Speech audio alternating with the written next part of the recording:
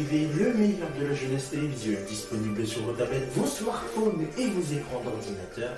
Et vous regardez, après Au cœur de Jerry, le monde de Jerry, le premier grand rendez-vous scientifique de la soirée. Bip bip, yeah!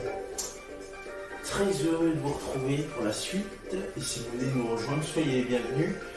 Dans quelques instants, nous allons démarrer notre rendez-vous d'expérience. Oui, c'est le 18h chimique. Alors préparez-vous avec vos lunettes de protection et un tablier. Et sinon, toujours une feuille et un stylo. Et c'est parti pour notre rendez-vous jusqu'à 18h30 grand max. Et vous êtes les bienvenus. C'est parti, en route.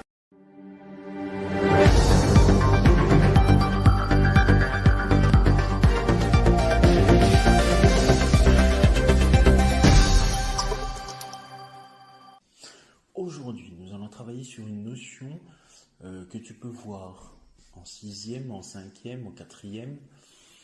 Une notion, moi j'ai envie de dire, qui est plutôt chimique, mais aussi mécanique, puisqu'aujourd'hui nous allons parler du terme de la densité. On en avait parlé la dernière fois de la densité dans une des expériences. Et puis aujourd'hui, on va voir ce que c'est. Alors déjà, on va peut-être faire un petit point sur ce qu'est la densité avant de se lancer dans l'expérience en question. Eh bien en fait, on va partir de la densité d'un corps, ou la densité plutôt relative d'un corps, qui est le rapport de sa masse volumique à la masse volumique d'un corps pris comme référence. Tu vas comprendre la différence entre la masse volumique et la masse volumique d'un corps pris comme référence. Pour les liquides et les solides, ça tombe bien, on y est, le corps de référence est l'eau pure, c'est-à-dire l'eau qui est ici. Elle est à 4 degrés. Alors, je n'ai pas pris la température de l'eau qui est ici. Si elle est à 4 degrés, cette eau, ça veut dire qu'elle est pure. Et dans le cas des éléments gazeux ou de vapeur, le corps de référence, c'est l'air. Donc, celui que nous respirons actuellement. Il est à la même température et sous la même pression. La densité d'un corps est une grandeur sans dimension et sa valeur s'exprime sans unité de mesure. Ça veut dire que, habituellement en mathématiques, quand tu mesures une distance, quand tu mesures certains objets, par exemple quand tu mesures ce que tu utilises en cuisine comme la farine ou autre ingrédient, et bien là l'unité de mesure c'est le gramme. Par contre, quand on parle de distance, on va plutôt parler de mètres. Et puis si on parle de vitesse par exemple, on va parler de kilomètres par heure ou de mètres par seconde. Ça, ce sont des unités de mesure. En revanche, ici, dans ce cas-là, sans unité de mesure, donc, ça veut dire qu'on va juste donner un chiffre et c'est tout. On ne va pas rajouter donc d'unité de mesure. Pour réaliser l'expérience de la densité ce soir, il va te falloir... Tiens, attends, je vais mettre un peu de lumière. Voilà. Pour réaliser l'expérience de ce soir, il va te falloir des liquides. Et ce soir en liquide, nous avons ici du sirop, nous avons de l'eau, de l'huile végétale, ici j'ai sélectionné l'huile de colza, nous avons le vinaigre d'alcool, tiens donc je ne suis pas allé le chercher, étonnant, de l'huile pour bébé, et puis nous allons avoir besoin en élément d'un grand verre transparent, de colorant alimentaire, et enfin, nous allons avoir besoin de gobelets. Je vais vous expliquer pourquoi des gobelets. Je vais chercher le vinaigre d'alcool et on est parti pour l'expérience.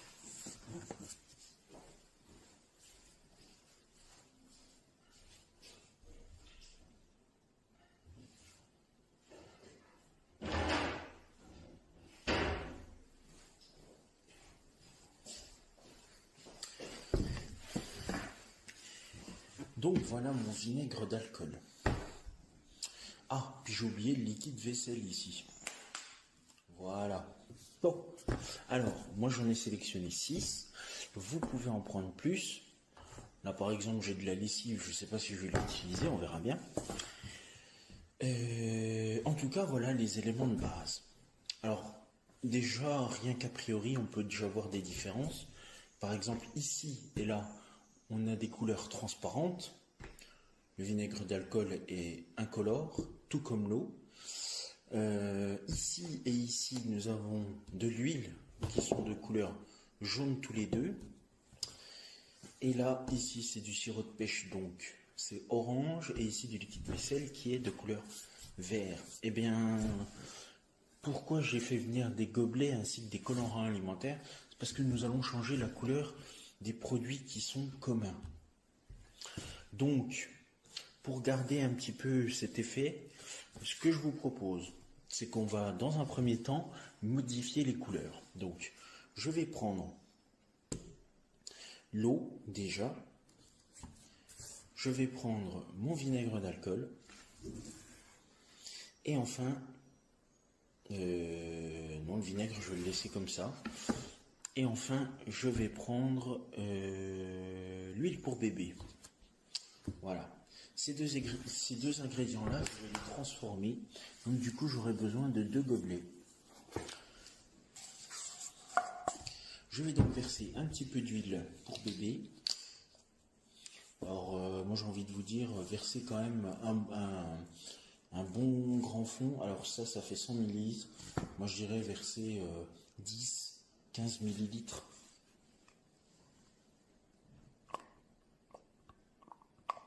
Ça sent bien bon le bébé. Ok. Et une fois que c'est fait, vous prenez un colorant alimentaire. Alors moi j'ai sélectionné rouge. C'est ce que je conseille aux enfants quand on fait cette animation ensemble. Et du coup, vous pouvez mettre 3 gouttes. Une fois que c'est fait, vous n'avez plus qu'à agiter. Alors, je vais chercher une cuillère tout à l'heure. Alors, tiens, quand vous agitez, surtout, vous n'utilisez pas le même objet, vous en prenez un différent. Si j'étais vous, je prendrais des bâtonnets en bois. C'est bien plus pratique. Et enfin, mon eau qui est ici. Voilà. Bon là, ça va s'agiter plus facilement, c'est du bleu. Vous pouvez mettre 2 gouttes, ça ira parfaitement bien. Voilà. Perfect. Une fois que vous avez fait ça, donc vous remuez. Donc déjà avec de l'eau, c'est déjà facile. Donc du coup, j'ai juste à prendre une petite cuillère pour mon huile pour bébé.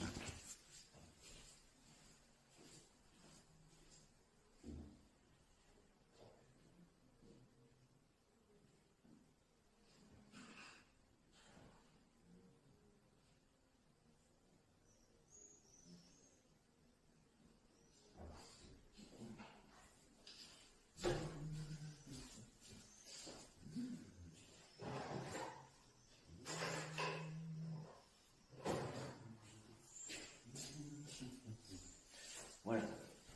Donc je vais touiller mes produits.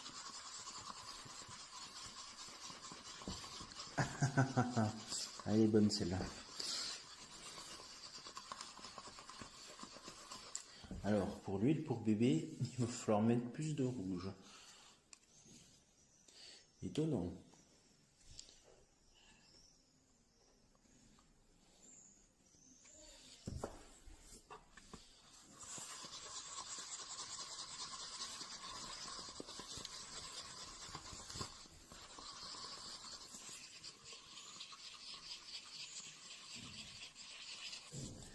Bon, on va essayer de faire l'expérience avec l'huile pour bébé.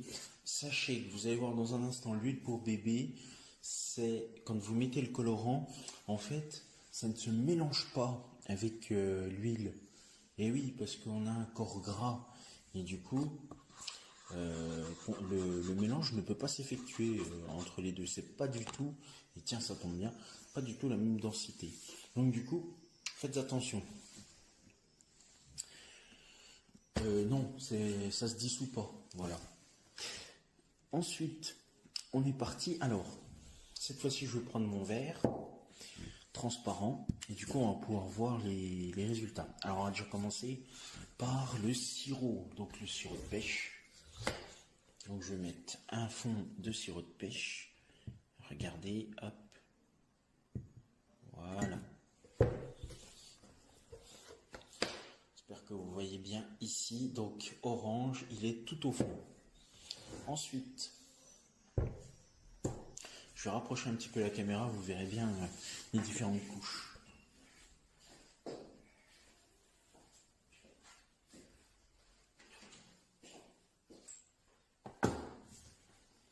Voilà. Ensuite, nous allons passer au savon, donc au liquide vaisselle. Oui, c'est ça. Savon, liquide vaisselle, tout dépend. Donc celui-là, il est vert. Regardez ce qui va se passer.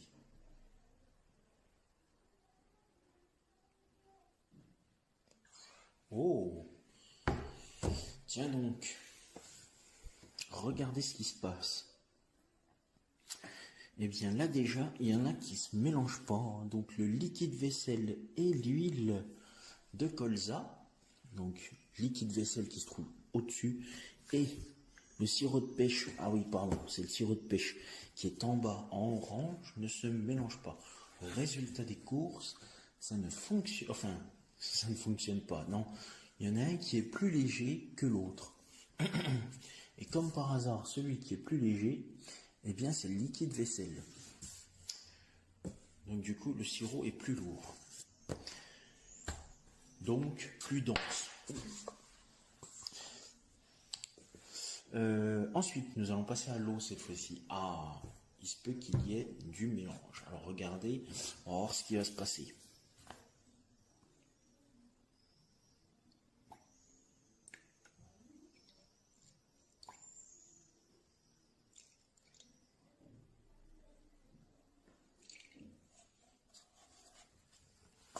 Alors regardez, sans même agiter, regardez ce qui se passe.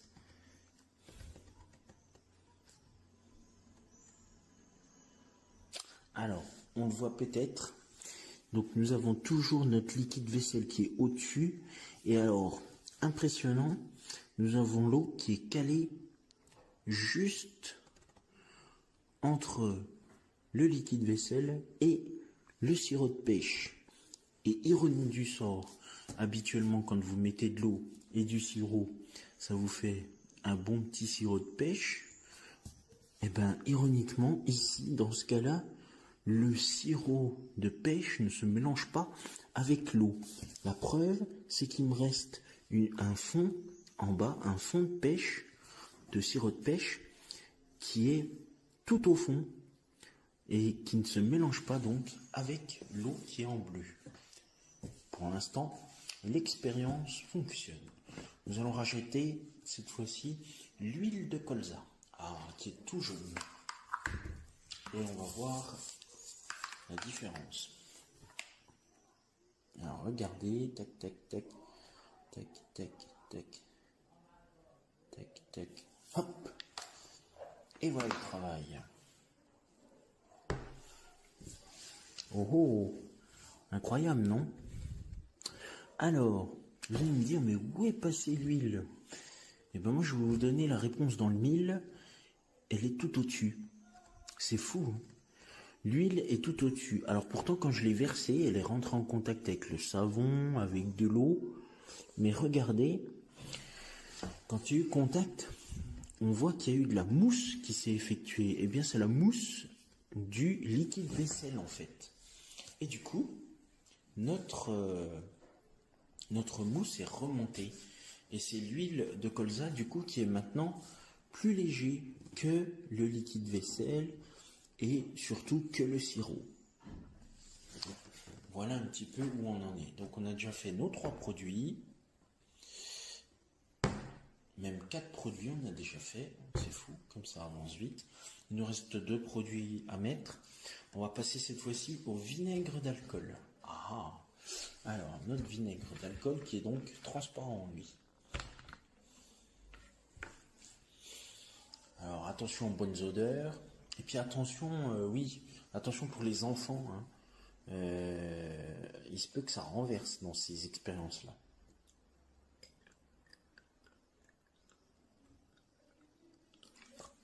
Oh. Alors, que nous dit le vinaigre d'alcool? Eh bien, figurez-vous que le vinaigre d'alcool, lui, il s'est mélangé avec, ici, l'eau.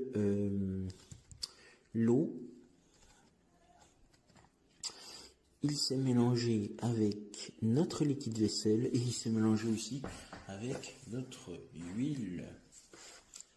Voilà le résultat. Et puis enfin, on va terminer avec l'huile pour bébé.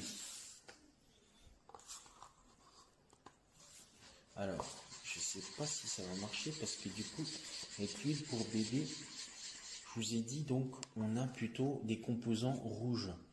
Alors vous allez voir, on va voir si on voit la différence.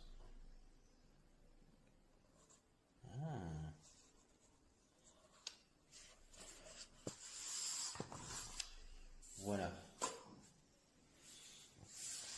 Eh bien, regardez où se trouve notre huile pour bébé. Ce sont donc les petits grains. Je ne sais pas si vous allez voir. Hop, voilà. Ce sont les petits grains qui sont ici, des petits grains rouges. Et plus, regardez, on voit qu'il y en a qui vont rentrer en contact avec la partie verte, donc avec notre liquide vaisselle. Et il y en a déjà qui commencent à se mélanger avec la mousse qu'il y a eu pour le mélange entre le liquide vaisselle et l'huile de colza. Alors, ce que vous pouvez faire, je vais remettre la caméra là-bas.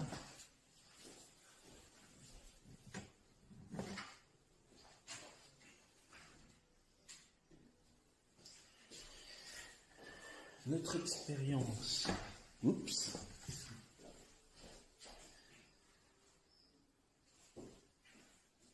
Voilà.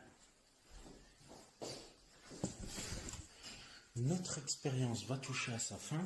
Juste pour information, tu peux réaliser un schéma avec les enfants pour bien voir où se trouvent les différents ingrédients que tu as déposés dans ton verre. Et après, tu peux faire la comparaison avec, comme je t'ai dit, l'eau. L'eau qui donc se trouve mélangée cette fois-ci avec le liquide vaisselle. Donc, normalement, on doit avoir tout ce qui est huile qui se trouve au-dessus. Ensuite, on a l'eau. Ensuite, on a le liquide vaisselle. Et tout en bas, on a le sirop de pêche. Voilà à peu près la composition de ton dessin. Eh bien, écoute, j'espère que cette expérience t'a plu et que tu comprends quand même beaucoup mieux ce que signifie le terme de densité. Et tu verras, si tu rentres au collège, tu vas en reparler de cette densité.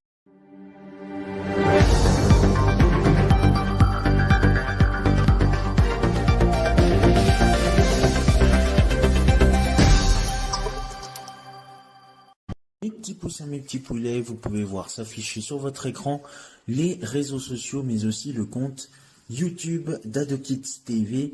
Commentez, likez sur Facebook et Instagram et abonnez-vous à la chaîne YouTube d'AdoKids TV. Et c'est la fin de notre 18h30, de notre 18h chimique, voyons. Merci à vous de votre fidélité, de nous avoir suivis. La soirée n'est pas finie, enfin, la soirée va débuter dans quelques instants. Notre fin d'après-midi va se terminer. Et on va se retrouver pour votre rendez-vous de 18h30 Cockshake, cette fois-ci consacré à un nouvel atelier de cocktail milkshake, de bonnes boissons, j'ai envie de vous dire. Et bien évidemment, après, vous aurez votre rendez-vous du 19h et le 19h30 culinaire. Je vous souhaite une excellente fin d'après-midi sur AdoKids TV, bon début de soirée cette fois-ci, et on se retrouve dans quelques secondes, et sinon pour le rendez-vous d'expérience, c'est demain, même lieu, même heure. Merci, salut.